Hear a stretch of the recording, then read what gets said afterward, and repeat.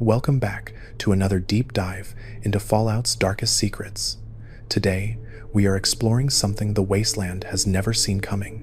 What if I told you the ocean is not empty?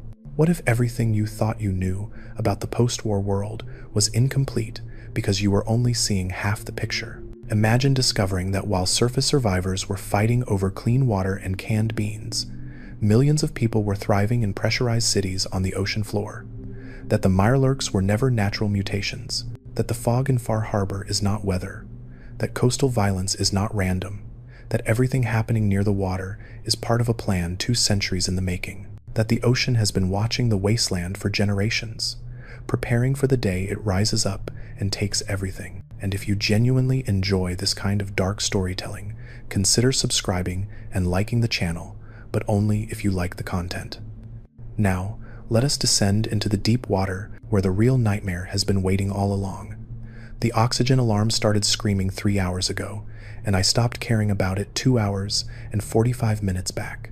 When you have spent your entire life breathing recycled air processed through filtration systems that pull oxygen from seawater, you develop a certain relationship with the sound of impending suffocation. It becomes background noise, like the hum of geothermal generators or the creak of reinforced titanium under 30 million tons of pressure. My name does not matter anymore. What matters is that I am transmitting this from a research vessel I stole from Substation Echo, somewhere in the Atlantic Trench, running dark at 300 meters while hunter units sweep the thermal layers above me. They have been searching for 6 months. They will find me eventually. They always do. I need you to understand something before I go any further. Everything you think you know about the ocean after the Great War is wrong. You surface dwellers, you wasteland survivors, you think the seas are empty, except for mirelurks and maybe some mutated fish. You think the worst thing down here is radiation and the occasional irradiated crab the size of a car. You have no idea. There are cities down here, real cities, functioning settlements with populations in the tens of thousands, powered by geothermal vents that have been running since before your great-grandparents were born. I am not talking about Vault-Tec experiments or pre-war bunkers that got flooded. I am talking about purpose-built underwater research facilities that survived everything. The bombs, the radiation, the collapse of civilization, all of it. They call it the network. 17 major stations scattered across the Atlantic Ridge, the Marianas Trench, the Pacific thermal zones.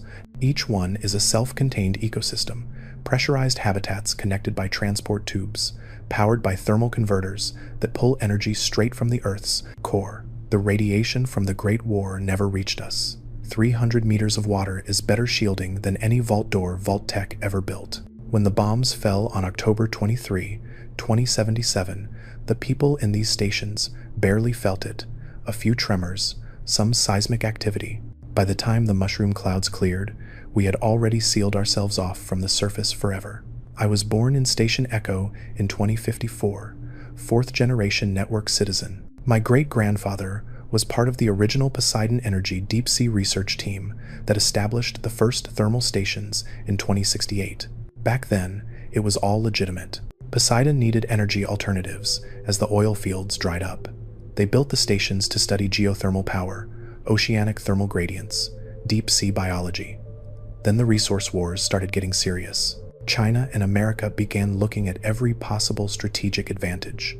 Poseidon Energy did not just want to study the ocean, they wanted to weaponize it. By 2075, half the research stations had been converted to military projects. I have seen the files.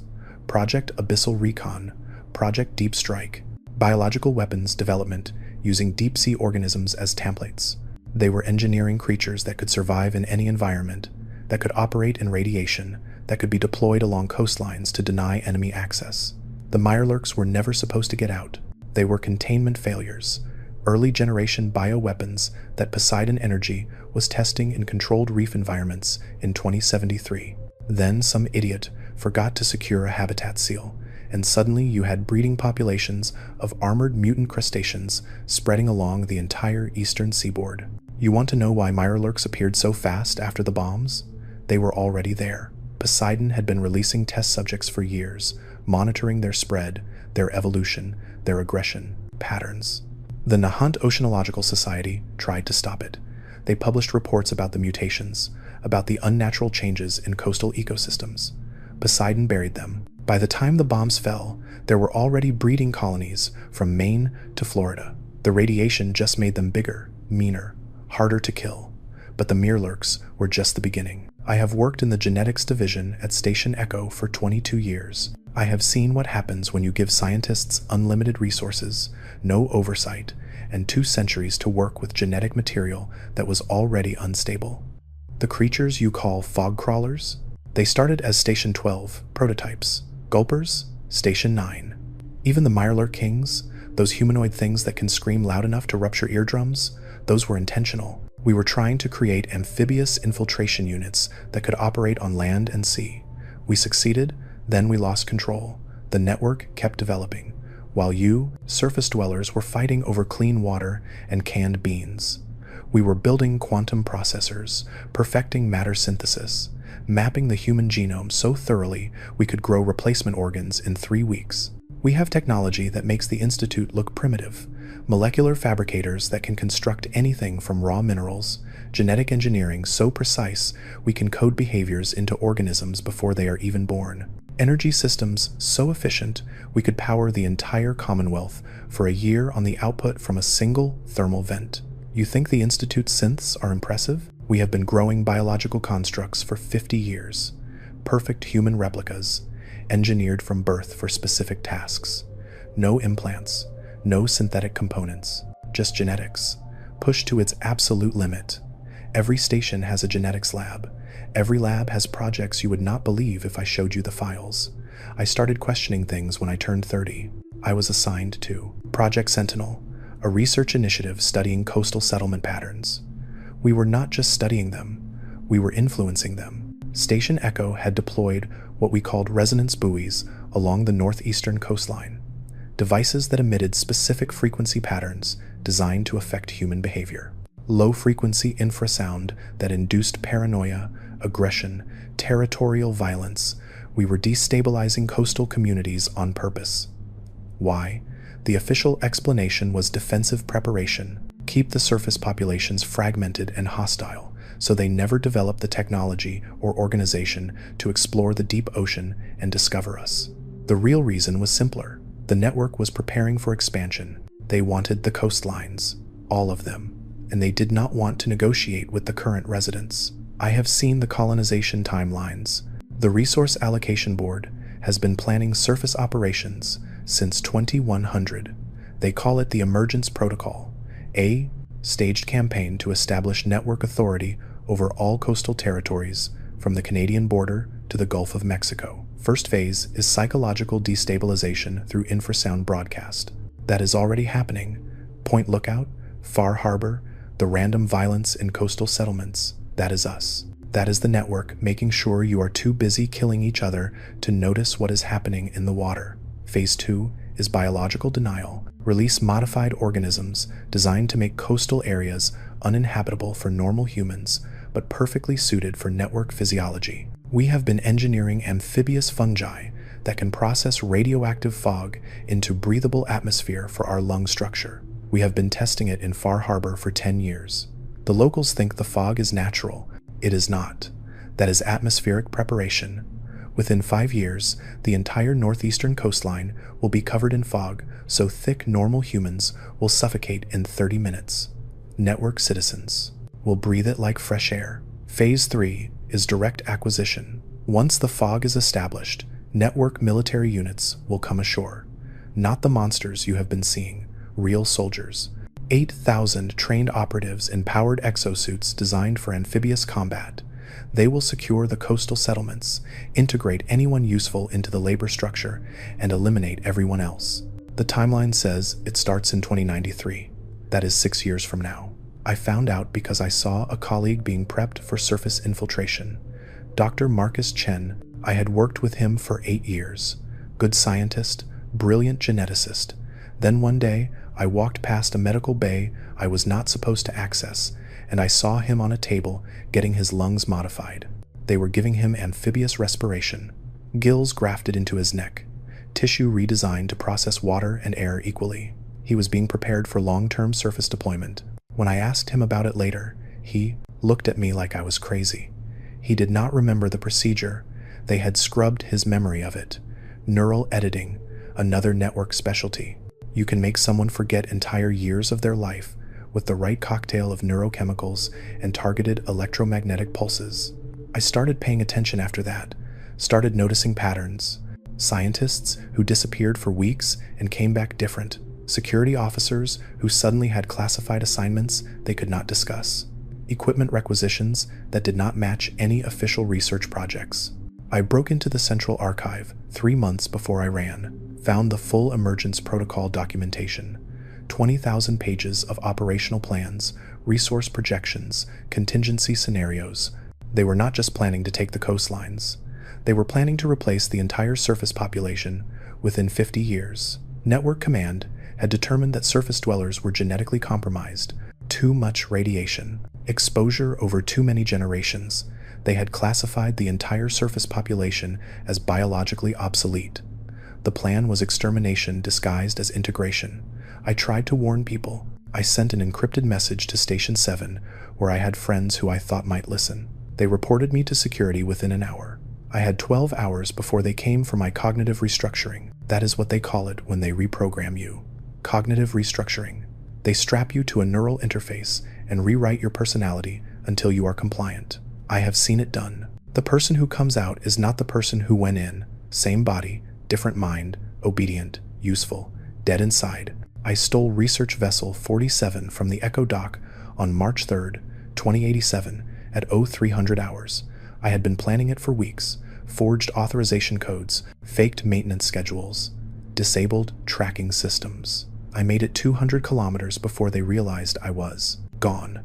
By then, I was already running dark, using thermal layers to mask my signature, navigating by dead reckoning through sectors I had memorized from the archive maps. They sent hunter units after me within 6 hours. Autonomous pursuit drones designed to track thermal signatures and biological markers. Each one is equipped with shaped charge warheads and enough processing power to predict evasive maneuvers. I have destroyed 4 of them in the past 6 months. There are at least 6 more still searching. They are patient. They are thorough. They will find me eventually. I have been trying to warn coastal settlements, but no one believes me. I surfaced near a fishing village outside what used to be Portland 3 months ago. Tried to explain what was coming. They thought I was insane. Some wastelander who had spent too long alone, hallucinating about underwater cities and phantom invasions. One of them tried to shoot me. I had to dive and run before they organized a proper attack. The Brotherhood of Steel might listen. They have encountered network technology before, without understanding what it was. In 2079, a Brotherhood patrol recovered what they classified as alien technology from a wrecked coastal facility. It was not alien, it was network. An abandoned research station that had suffered a containment breach. The Brotherhood studied it for months, trying to reverse engineer the power systems and biotech components. They gave up because the technology was too advanced. They assumed it was extraterrestrial because they could not conceive of human engineering that sophisticated. But the Brotherhood does not patrol far enough from shore. Their vertibirds do not have the range to reach the deep water stations, and their power armor is not rated for deep sea pressure. I cannot approach their checkpoints without being detected by network surveillance. The hunter drones monitor all major surface installations. If I get within 50 kilometers of a Brotherhood base, they will know. If you are still with me after hearing this, hit that like and subscribe button. I have documented everything. Station locations, technology specifications, genetic engineering protocols, emergence timeline, security codes, everything I could access before I ran. It is all stored on data modules in this vessel's secured compartment.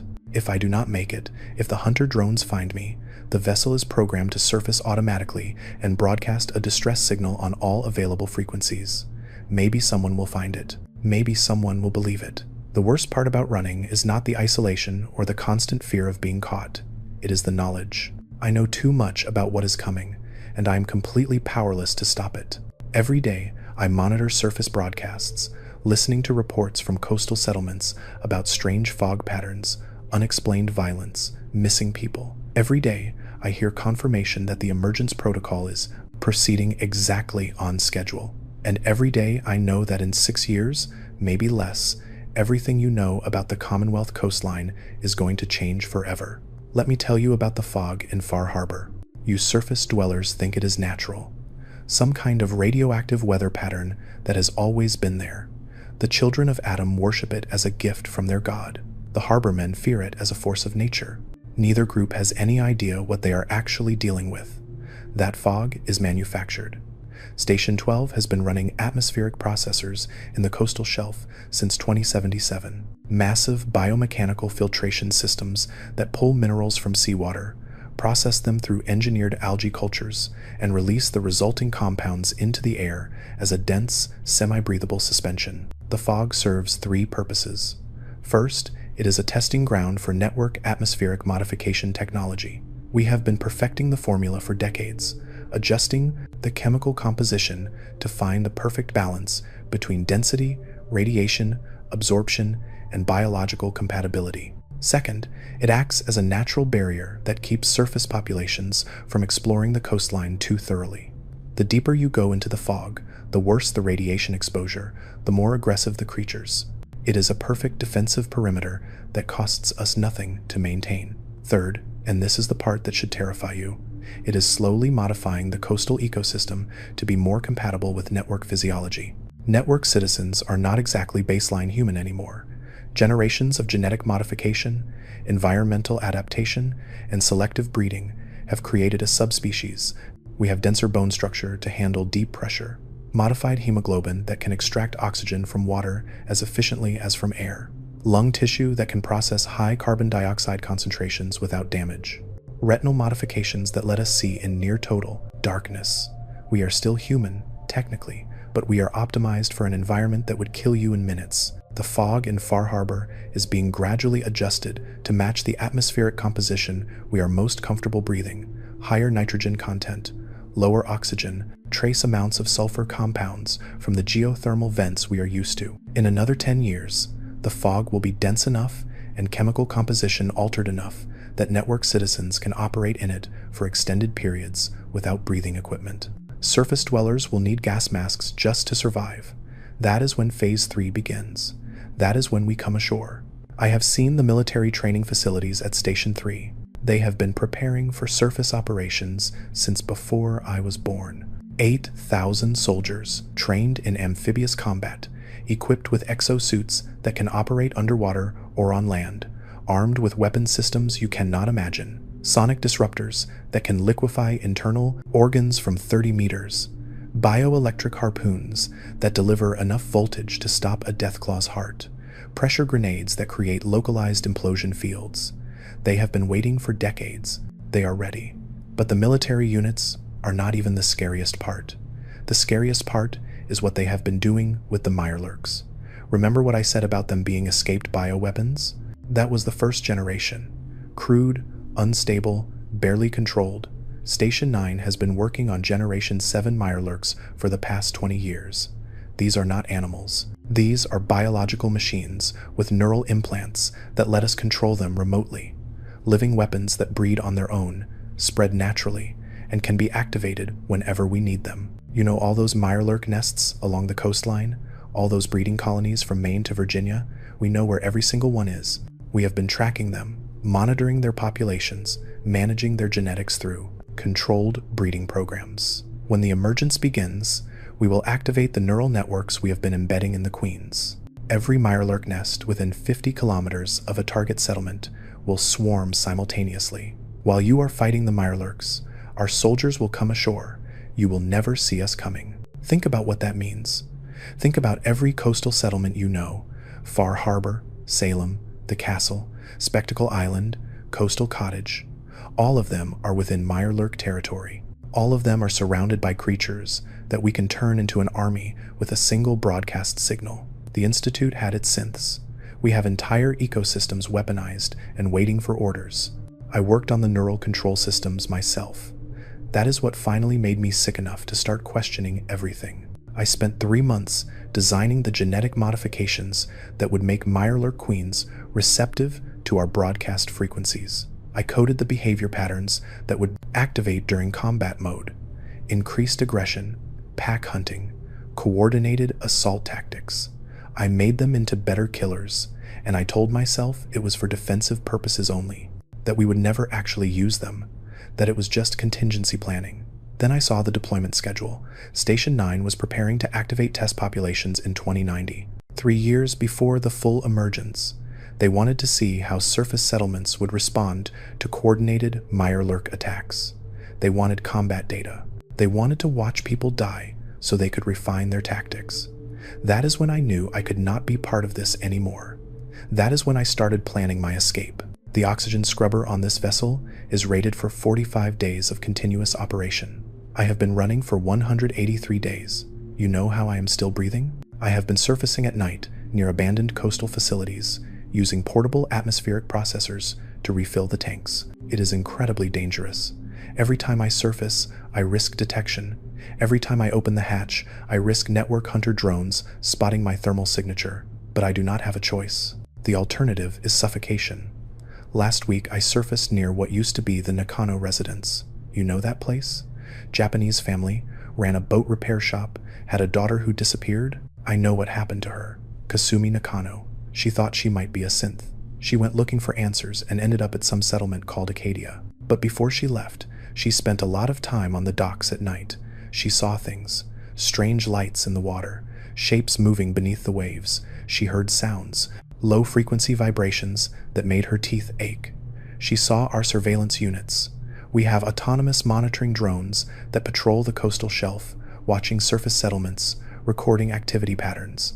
They are small, mostly organic, designed to look like large fish or debris if anyone spots. To them. Kasumi saw them and did not understand what she was looking at. She thought she was going crazy.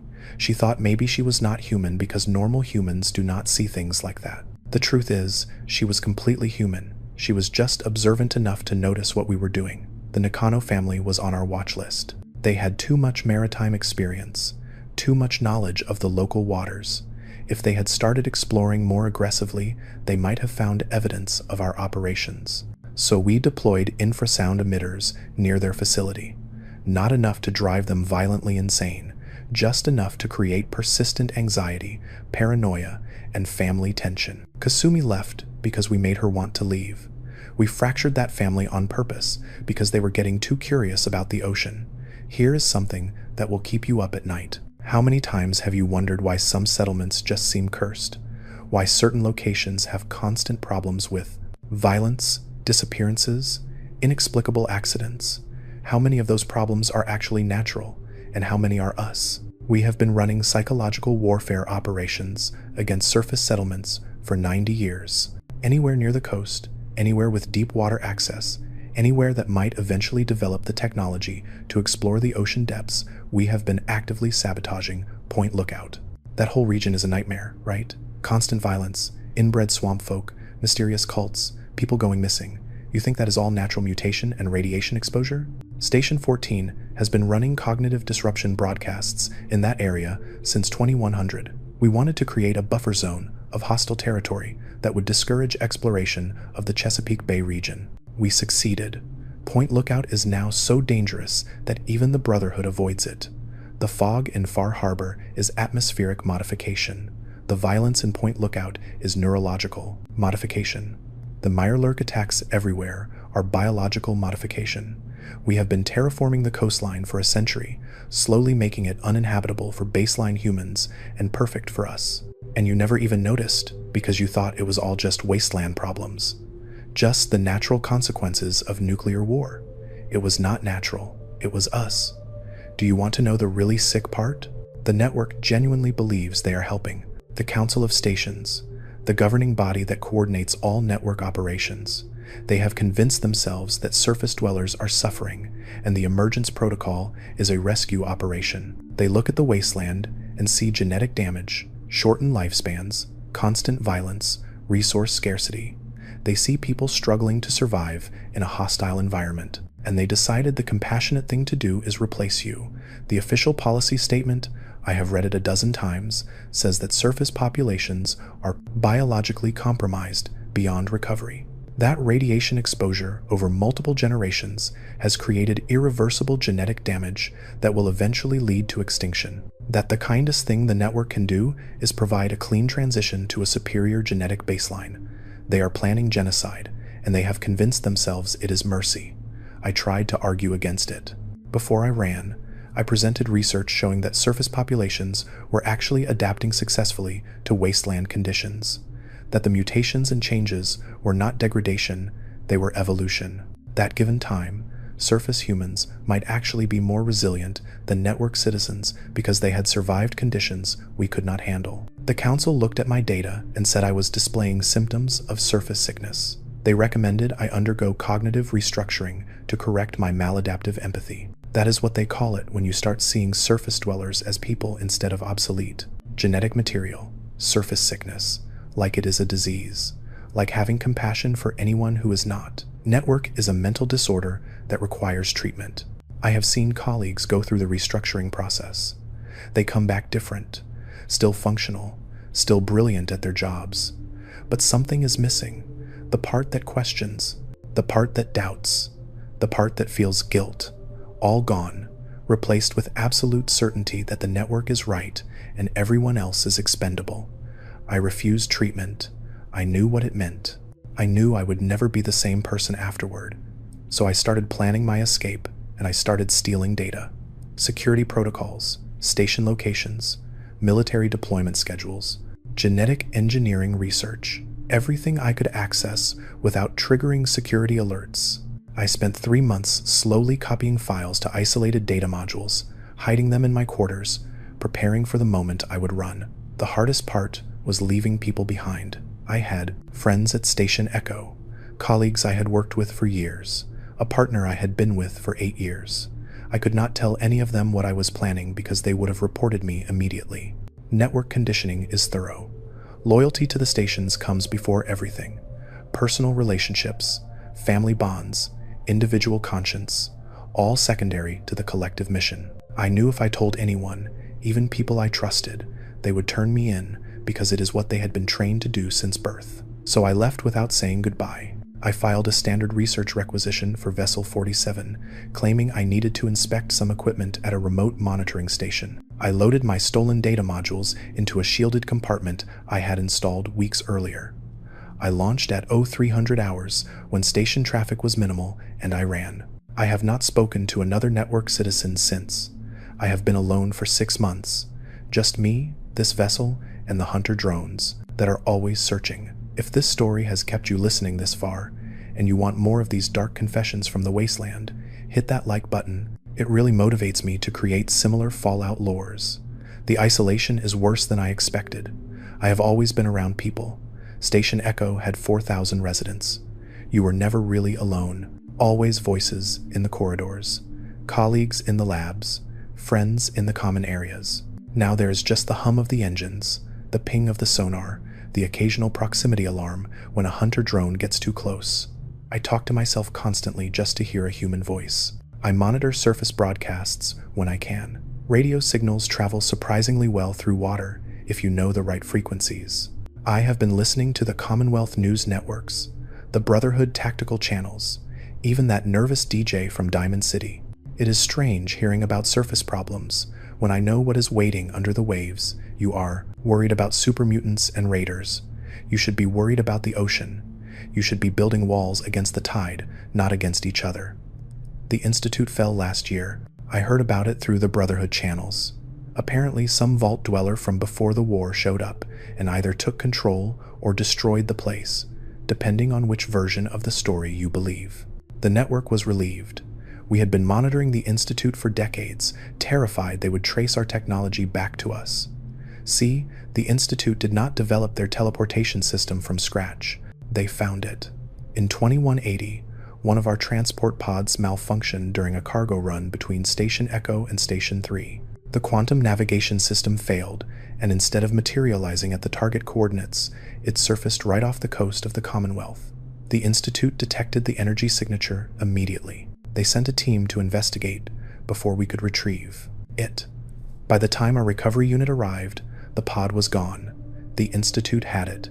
We monitored their research for the next 100 years. Watch them reverse engineer our quantum transport technology into their molecular relay system. They never figured out the full functionality. They could not crack the quantum entanglement protocols that make true point-to-point teleportation possible, but they got close enough to be dangerous. Close enough that if they had kept researching, they might have eventually traced the technology's signature back to its source, back to us. When the Institute fell, the Network Council actually debated launching a recovery operation. They wanted to send a team to secure the Institute's research data before the Brotherhood or Railroad got it. They decided against it because the risk of surface exposure was too high, but they assigned Station 6 to monitor the situation, make sure no one on the surface learns enough about molecular relay technology, start asking questions about where it originally came from. That is the thing about the network. We have been watching you for generations. Every major development in Wasteland society, every technological breakthrough, every political shift. We know about it. We track it. We analyze it for potential threats. The Brotherhood thinks they are the most advanced faction in the Wasteland. The Institute thought they were gods among mortals. Neither group has any idea how far behind they actually are. The technology gap between the network and surface factions is not years. It is not decades. It is centuries. We have quantum processors that can simulate entire ecosystems in real time. We have genetic engineering so precise we can program instincts into organisms before they are born. We have energy systems that violate half the laws of thermodynamics you think are universal. We have medical technology that can regrow entire limbs in a week. We have material science that can create substances with properties that should not exist. And we have had 200 years of completely uninterrupted research, unlimited resources, and no external threats to develop all of it. While you were fighting over water purification and salvaging old world tech, we were inventing new physics. While you were trying to rebuild basic infrastructure, we were mapping the human genome so thoroughly we can predict personality traits from genetic markers. While you were celebrating the achievement of building working laser weapons, we were building living weapons that breed on their own and follow our commands. I am not telling you this to make you feel hopeless. I am telling you because you need to understand what is coming. The emergence will not be an invasion. It will be an extinction event. The network has the resources, the technology, and the absolute conviction that they are right. They will not negotiate. They will not compromise. They will come ashore, secure the territory they want, and eliminate anyone who resists. And they will do it believing they are helping.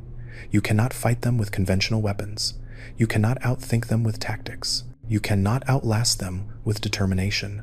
They are better equipped, better trained, and better prepared than any faction you have ever faced. The Brotherhood would be wiped out in a week. The Railroad would never see them coming. The Minutemen would not stand a chance. Even the Institute, at the height of its power, could not have stood against a full network assault. Your only chance is knowledge. If you know they are coming, if you know how they operate, if you know where they are vulnerable, maybe you can prepare. Maybe you can find a way to survive. That is why I am transmitting this. That is why I have been running for 6 months instead of just giving up. Because someone needs to know. Someone needs to warn the surface. Someone needs to have a chance. The hunter drones are getting closer. I detected 3 of them yesterday, running search patterns in overlapping grids. They are methodical, patient.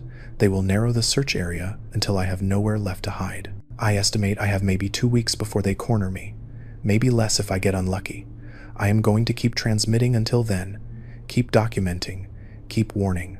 Keep hoping that someone, somewhere, is listening. The data modules I stole contained something the network never wanted anyone to see. The complete genetic archives from every station, dating back to the founding in 2068, population records, breeding programs, experimental modifications, all of it. And buried in those files is the truth about what the network has become. We are not human anymore. Not really. We stopped being human about 3 generations ago, and we have been lying to ourselves about it ever since. Station 7 runs what they call the Genetic Preservation Initiative. Officially, it is supposed to maintain baseline, human DNA, in case we ever need to revert modifications. Unofficially, it is a museum. The last samples of unmodified human genetic material in the entire network, preserved in cryo storage like extinct species in a zoo, Every network citizen alive today is at least 40% modified from baseline human.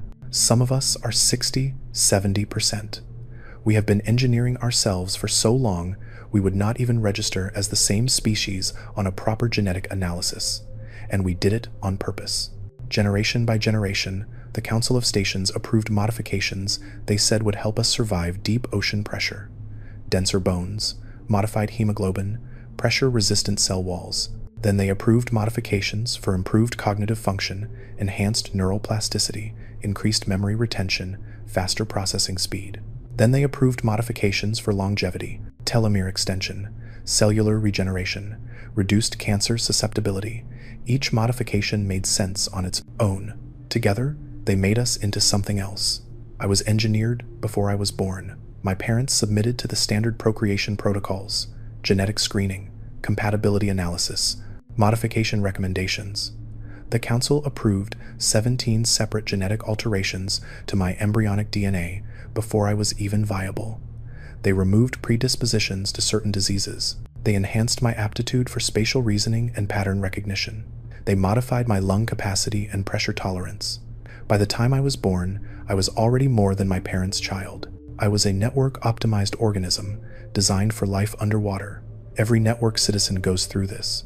We do not have children naturally. We have biological engineering projects that happen to result in offspring. The Council reviews every genetic profile, approves every modification, monitors every pregnancy. They call it responsible reproduction. I call it eugenics. We have been practicing systematic genetic modification on our entire population for 4 generations, and we have convinced ourselves it is progress. Here is what that means in practice. I am stronger than any surface human my size. I can hold my breath for 11 minutes without discomfort.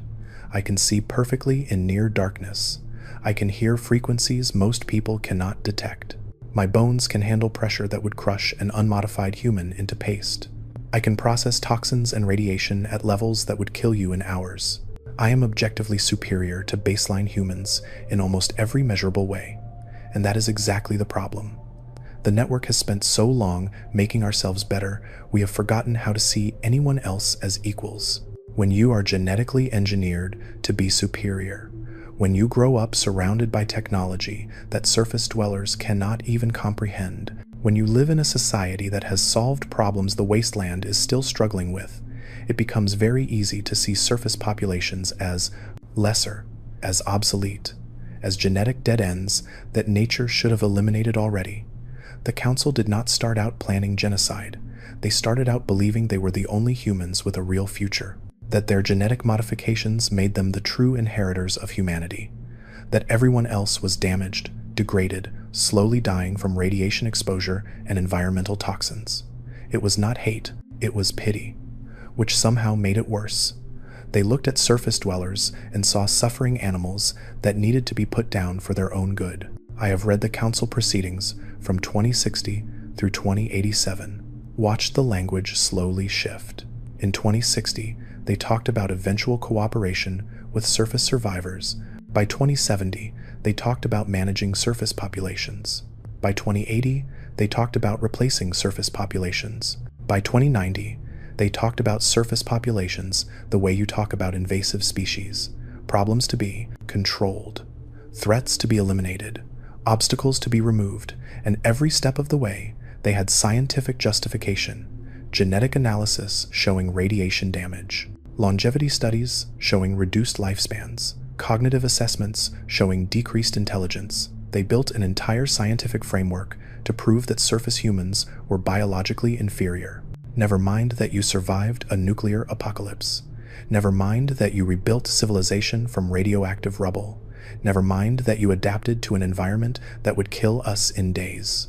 You were inferior because our metrics said so. I used to believe it. That is the worst part. I grew up learning that surface dwellers were genetically compromised, that they had shorter lifespans because of accumulated mutations, that they were more violent because radiation damaged their neural chemistry. I believed it because everyone I knew believed it, because all the data supported it, because questioning it meant questioning the entire foundation of network society. Then I actually met surface dwellers, not as research subjects, not through surveillance footage. I met them, talked to them, listened to their stories, and I realized the Council's data was not wrong exactly, but it was missing the point. Yes, surface humans have shorter lifespans on average. They also have stronger immune systems because they survive diseases that would devastate the network. Yes, they show higher aggression levels. They also show higher stress tolerance because they deal with constant threats we never face. Yes, they have accumulated genetic mutations. Those mutations let them survive in conditions we cannot handle without equipment. They are not inferior, they are differently adapted. And the network cannot accept that because it undermines the entire justification for the emergence protocol. If surface humans are not obsolete, then replacing them is not mercy, it is murder. And the network has invested too much, planned too long, and modified themselves too far to accept that they might be the villains in this story. The stations have been preparing for the emergence for 90 years. They have built the infrastructure, trained the soldiers, engineered the weapons, conditioned the population to believe it is necessary. The economic investment alone is staggering. Millions of man-hours, entire research divisions dedicated to surface operations, military budgets that dwarf everything else combined. They cannot back down now. They have gone too far to stop, even if they wanted to. And here is the thing that keeps me awake during the brief periods when I allow myself to sleep. I do not think they want to stop. I think part of the Council, maybe most of it, actually wants the emergence to happen. Not because they believe surface humans are suffering, because they want the land, they want the resources. They want to prove that the network is superior in every way that matters.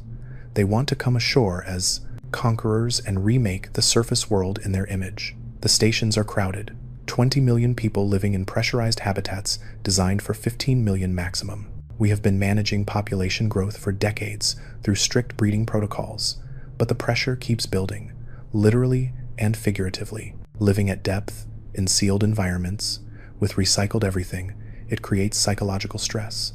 People start getting agitated, claustrophobic, aggressive. The Council has been using pharmaceutical management to control it, but drugs only work for so long. The surface represents release, unlimited space, fresh air, natural light, things we have not had in 200 years. The Council has been showing propaganda footage of coastal territories for decades. Beautiful coastlines, empty beaches, pristine forests. All yours, they say, all waiting for you, just as soon as we clear away the current residents. And the population believes it because they want to believe it, because they are tired of living in metal tubes under crushing pressure, because they want something better for their children. I have seen the psychological assessments. Station populations are showing increased rates of what they call environmental fatigue syndrome, depression, anxiety, reduced productivity. The medical divisions prescribe medication and recommend patience. But the real cure is getting out, and the only way out is up. The emergence is not just military strategy anymore. It is pressure relief, a safety valve for a society that has been sealed underground for too long. That is why I know they will not stop. Even if I somehow convince the Council that surface humans deserve to live, even if I could prove that the emergence is genocide rather than mercy, it would not matter. The network needs the surface, not wants, needs. The alternative is social collapse. 20 million people slowly going insane from confinement. The Council knows this. They factored it into their planning. The emergence is not optional anymore. It is survival, ours or yours. The hunter drones nearly found me yesterday. I was running silent through a thermal layer near the mid-Atlantic ridge when my passive sonar picked up their signature, 3 units, running a triangulation pattern, closing on my position. I had maybe 10 minutes before they would be close enough for active scanning. Once they got a solid lock, it would be over.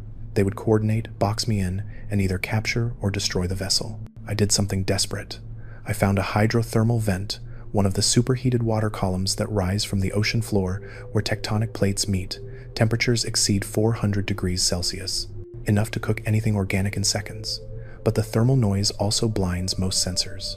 I took the vessel directly into the column, pushed the hull tolerance to maximum, and prayed the heat shielding would hold long enough for the drones to lose my signature. The interior temperature spiked to 48 degrees. Coolant systems screamed warnings. Hull stress indicators went critical. I could smell insulation burning. But I held position for 7 minutes while the drones swept past, their sensors overwhelmed by the thermal interference. When I finally limped out of the column, half my systems were damaged and I was running on emergency power.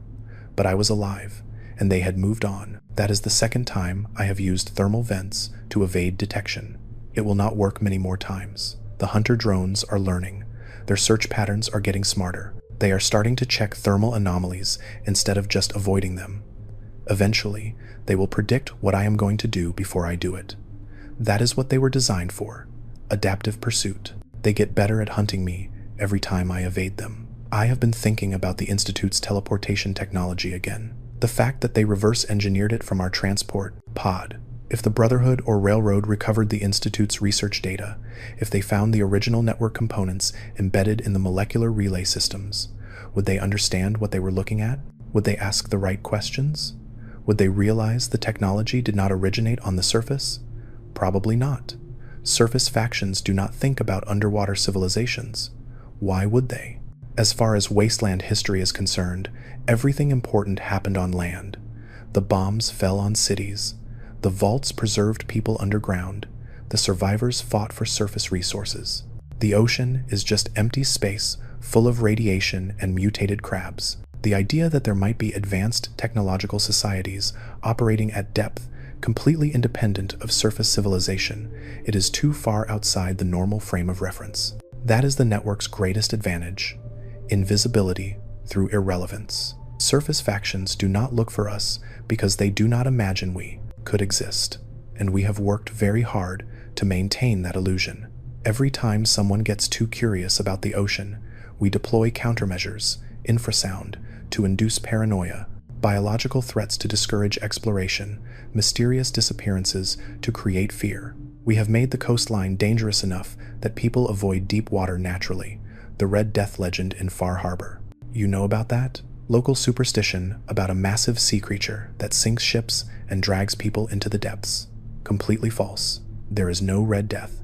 There is Station 12's Coastal Interdiction Unit, a semi-organic submarine with bioluminescent camouflage and a resonance weapon that can disable boat engines. It has been sinking curious vessels in Far Harbor waters for 30 years. The locals created the Red Death mythology to explain what they could not understand. We did the same thing in Point Lookout, created the Mother of the Fog legend. Locals think she is some kind of spirit or hermit who guides people through the radiation. Actually, she is Senior Field Agent Yuki Kimura from Station 14. She has been running surveillance and interference operations in the Point Lookout region since 2078. When the children of Adam arrived and started worshipping the fog we created, Yuki decided to use their beliefs. She appears to them occasionally, guides them away from sensitive areas, reinforces their faith in the fog as divine. It is psychological manipulation disguised as religious experience. The network has dozens of surface operatives like Yuki, people who have been modified for extended land operations, embedded in coastal communities, gathering intelligence and running interference. Some of them have been topside for decades.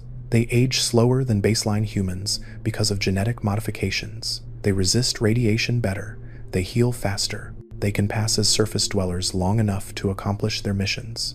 How many people have you met in coastal settlements who seemed a little too healthy, who survived things that should have killed them, who knew things they should not know?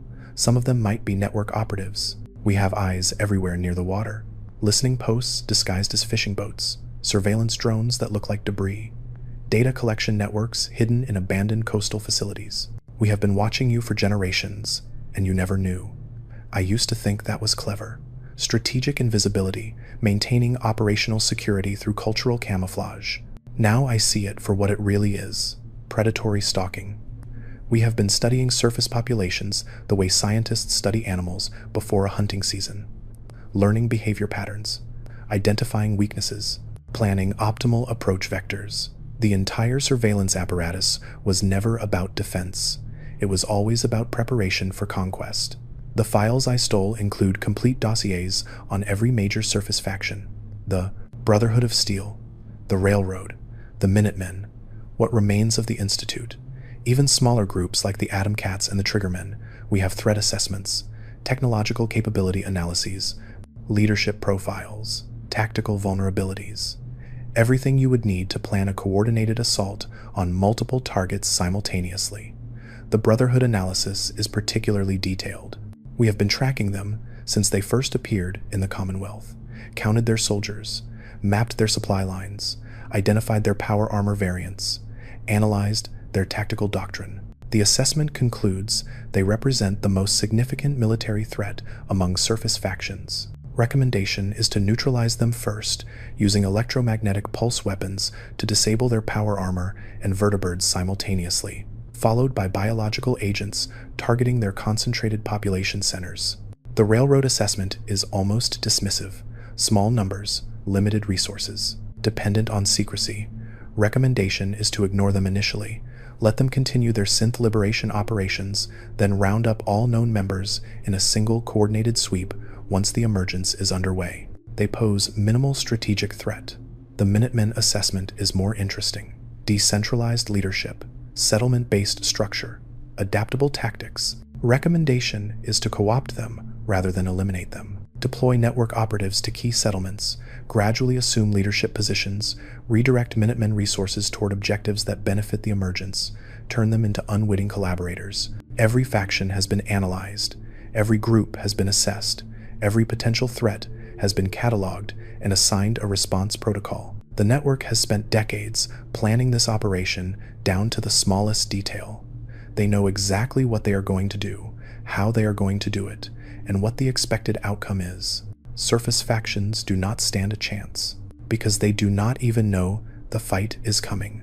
I keep thinking about what I could have done differently, if I had raised objections earlier, if I had tried to change things from inside instead of running, if I had gathered more evidence, convinced more people, built a movement instead of becoming a fugitive. Would it have mattered? Or would they have just restructured me years ago, before I could become a real problem? I do not think I could have changed anything. The network is too big, too entrenched, too committed to the emergence. This is not one corrupt leader or one bad policy. This is an entire civilization that has convinced itself that genocide is justified. You cannot fix that by filing reports or appealing to ethics committees. You cannot reform a system that is fundamentally built on the premise that some lives matter more than others. So I ran, and I stole data, and I am broadcasting everything I know, hoping someone will listen, hoping someone will believe, hoping that maybe, just maybe, surface factions will have enough warning to prepare, to build defenses, to create countermeasures, to survive what is coming. The oxygen is getting low again. I need to surface soon, refill the tanks, recharge the power cells. Every time I surface, I risk detection. But I do not have a choice. Not if I want to keep transmitting. Not if I want to finish documenting everything I know before the hunter drones find me. I have been calculating probabilities, given their search patterns, their adaptive algorithms, and the limited area I can operate in without surfacing more frequently. I estimate I have 8 to 12 days before they corner me, maybe less. Once they have me, they will retrieve the vessel, recover the stolen data, and eliminate me, probably cognitive restructuring first, to extract any information I have not documented. Then, permanent termination. The network does not tolerate traitors, but they will not get the data. I have encoded it with quantum encryption and distributed it across multiple physical modules. If the vessel is recovered, the security protocols will trigger. The modules will disperse via autonomous delivery mechanisms. Some will sink to the ocean floor in shielded containers. Some will surface and drift with the currents. Some will be ejected toward coastal areas with active transponders. The network might recover some of them, but they will not get all of them, and they only need to miss one for this information to reach the surface. I have done everything I can, documented the station locations, recorded the emergence timeline, explained the technology, detailed the tactics, listed the vulnerabilities. If someone finds this information, if someone acts on it, maybe the surface has a chance. Maybe you can prepare, maybe you can survive, or maybe I have wasted 6 months running, and all of this will end with my death and nothing changing. Maybe the network will come ashore in 2093, exactly as planned, and surface populations will be caught completely by surprise. Maybe in 50 years, there will be no baseline humans left, just network citizens, living on land and sea, convinced they saved humanity by destroying it. I do not know anymore. I am tired, scared, running out of time and options. But I am still transmitting, still documenting, still hoping, because that is all I have left. The hope that maybe, somewhere, someone is listening, someone who can do what I could not. Stop what is coming. Save the people the network has decided are expendable. The hunter drones are close again. I can feel them tightening the search grid. Soon, very soon, they will find me, and this will all be over. But until then, I will keep talking, keep transmitting, keep fighting the only way I know how. With truth, with evidence, with the desperate hope that knowledge can be a weapon when nothing else will work. The depths are full of cities and nightmares, and they are coming up. 6 years. That is all the time you have left. 6 years to prepare for something you do not know is coming. 6 years before the ocean rises up and takes everything you have. I hope this warning reaches you in time. I hope you believe it. I hope you survive, because I will not. The containment breach happened 3 days ago. I did not mention it before because I was hoping I could fix it, but I cannot. The cooling system for the reactor compartment failed during my last thermal vent evasion. I have been running on emergency power since then, trying to route enough energy to life support without triggering a cascade failure. It is not working.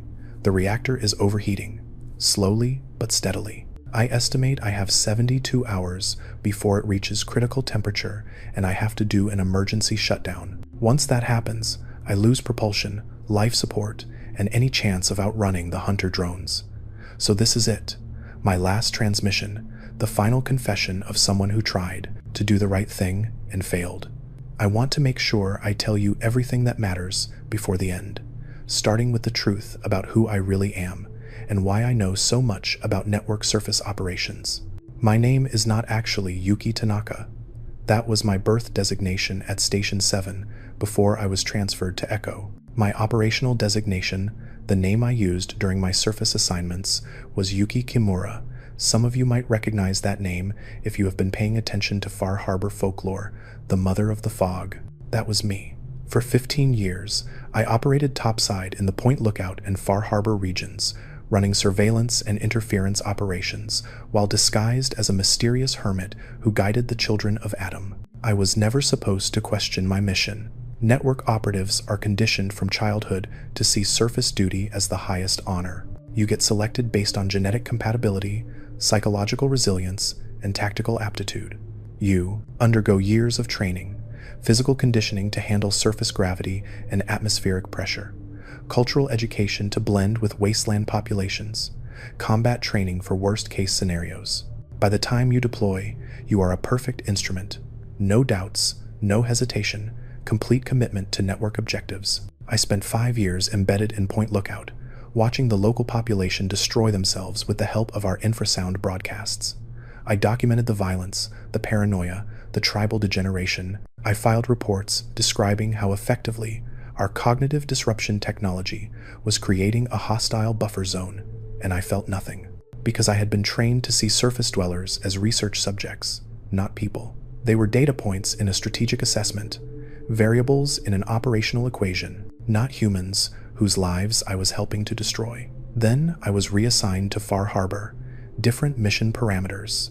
Instead of passive observation, I was supposed to actively manipulate the children of Adam, use their faith in the radioactive fog to guide them away from sensitive areas, reinforce their belief that the fog was divine, make sure they remained hostile to the harbormen, so both groups stayed focused on each other instead of exploring the deeper waters where our atmospheric processors were running.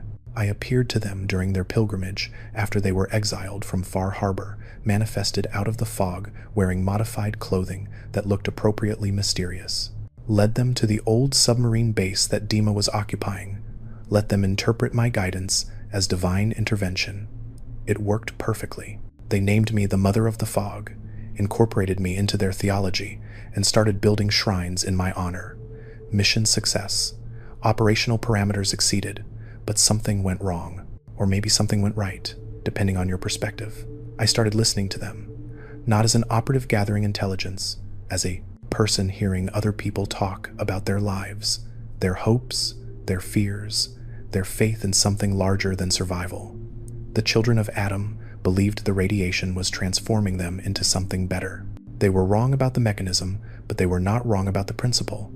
They were adapting, evolving, becoming something new, and I realized they were doing exactly what the network had done, changing themselves to survive in an environment that should have killed them. The difference was, they did not have genetic engineering or advanced technology.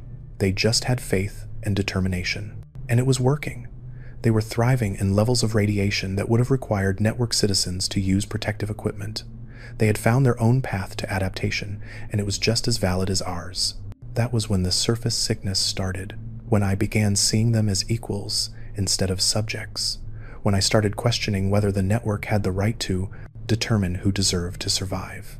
I tried to suppress it, told myself I was experiencing temporary psychological displacement from extended surface exposure, but the doubts kept growing. Every time I appeared to the children, every time I guided them, every time I saw their genuine gratitude and faith, I felt worse about what I was doing. The final break came when I met Confessor Martin. He was different from the other children, thoughtful, questioning. He actually cared about the people in Far Harbor, even though they had exiled his congregation. He kept trying to find peaceful solutions, kept hoping for reconciliation, and I watched the network's operations slowly destroy him. The infrasound broadcasts that increased tensions between Far Harbor and the nucleus, the fog that kept expanding, making both groups more desperate, the sabotage operations against the fog condensers that Dime was providing to protect the harbormen. We were deliberately escalating the conflict, making sure both sides stayed hostile. And Martin was caught in the middle, trying to prevent violence that we were actively engineering. I saw him lose faith, watched his certainty crumble as he realized Adam was not protecting his people. They were just dying slower than the harbormen. He disappeared one night, walked away from everything he believed because the cognitive dissonance became unbearable. I understood exactly how he felt, because I was experiencing the same thing. My training said surface dwellers were genetically inferior. My observations showed they were successfully adapted. My conditioning said the emergence was mercy. My conscience said it was murder. I could not reconcile the contradiction. So I did what Martin did. I walked away. I returned to Station Echo and requested immediate reassignment to deep research. No more surface operations. No more contact with wasteland populations. Just lab work where I could focus on science instead of ethics. They approved the request, but flagged me for psychological evaluation. 3 months later, I was diagnosed with surface sickness and recommended for cognitive restructuring. That was when I knew I had to run. The irony is, I became exactly what the network feared, a surface operative who went native, who started identifying with the target population instead of the mission. It happens sometimes, despite all the conditioning. They have protocols for it: immediate recall, psychological intervention, memory editing if necessary. They cannot afford to have operatives questioning the fundamental premise of network superiority. It undermines everything. So here I am, former network operative, diagnosed traitor, fugitive from the only civilization I have ever known, running from hunter drones in a stolen research vessel with a failing reactor and maybe 2 days of life support remaining. Not exactly the glorious career I imagined when I graduated from the Tactical Academy, but I do not regret it. I would rather die out here, alone, having tried to warn the surface, than live another day as a complicit participant in genocide, even if no one believes this transmission, even if all this data gets recovered by the network and destroyed, even if the emergence happens exactly as planned and everyone I tried to save dies anyway. At least I tried. At least I chose conscience over conditioning. At least I was human enough to refuse. The hunter drones have found me. I am picking up multiple signatures converging on my position. They have boxed me in against the mid-Atlantic ridge with nowhere left to run. I could try another thermal vent evasion, but the reactor cannot handle the stress. The coolant system is already compromised. One more spike, and I will have a meltdown instead of a controlled shutdown. So this is where it ends. I am going to set the vessel to surface automatically in 6 hours, regardless of what happens to me. The data modules will eject toward multiple coastal locations. Some will sink to the ocean floor in shielded containers. Some will surface and drift with the currents. Some will be ejected toward coastal areas with active transponders. The network will recover some of them, but the dispersal pattern makes it statistically impossible to retrieve all of them. At least one should reach the surface intact. If you are hearing this, if you found one of the modules, if you believe any part of what I have told you, please act on it. Share this information. Warn the coastal settlements. Contact the Brotherhood, the Railroad, whoever will listen. Show them the station coordinates, the technology specifications, the emergence timeline. Give the surface a fighting chance. And if you cannot stop the emergence, at least survive it. Move inland. Abandon the coastlines. Build defenses against biological weapons and sonic attacks. Watch for the fog. When it starts spreading faster than normal, when it becomes too thick to see through, when people start getting sick from exposure, that is the beginning. That is phase 2 accelerating. You will have maybe 6 months before phase 3 starts. Use that time to prepare. The hunter drones are deploying. I can see them on sonar. 6 units, surrounding the vessel in a perfect hexagonal formation. They are not attacking yet. They are waiting to see if I will surrender. The network prefers to recover rogue operatives alive when possible. They want the intelligence I gathered during my surface operations. They want to know who I contacted, what I revealed, whether I compromised any other operations. They want to restructure me and put me back to work. I am not giving them that satisfaction. I have already purged my personal memory banks, deleted the tactical intelligence, erased the contact lists, scrambled the operational codes. Everything I know that could hurt surface populations is gone. All that remains is what I recorded in the data modules, and those are encrypted with quantum keys. The network will take years to crack. By the time they access the information, the emergence will have already started. The intelligence will be obsolete. I am initiating emergency protocols now, flooding the reactor compartment, overloading the power cells, triggering the data module dispersal sequence. The vessel will breach the surface in approximately 5 hours, 43 minutes. By then, I will be gone. The hunter drones will recover the wreckage, but they will not recover me. I am making sure of that. To everyone in the coastal settlements, from Maine to Virginia, from the Commonwealth to Point Lookout, the ocean is not empty. The deep water is full of people who have been watching you for generations. They have technology you cannot imagine. They have weapons you cannot fight. They have absolute conviction that they are justified in taking everything you have, and they are coming. 6 years, maybe less. Prepare. Survive. Prove them wrong about you being obsolete. To the network, if you are monitoring this transmission, I know you are out there, listening, analyzing, tracking. I want you to know that I do not hate you. I understand why you believe what you believe. Generations of isolation and genetic modification have made you forget what it means to be human. You look at surface dwellers and see inferior genetics. I see successful adaptation to impossible conditions. You see people who should be replaced. I see people who earned their survival through centuries of struggle. You are not superior. You are just different. And different does not give you the right to commit genocide. To Confessor Martin, if you are still alive, still wandering the wasteland, still searching for meaning after your faith collapsed, you were right to walk away. Your doubts were not weakness. They were the last remnant of your humanity, fighting against the conditioning. I hope you found peace. I hope you found purpose.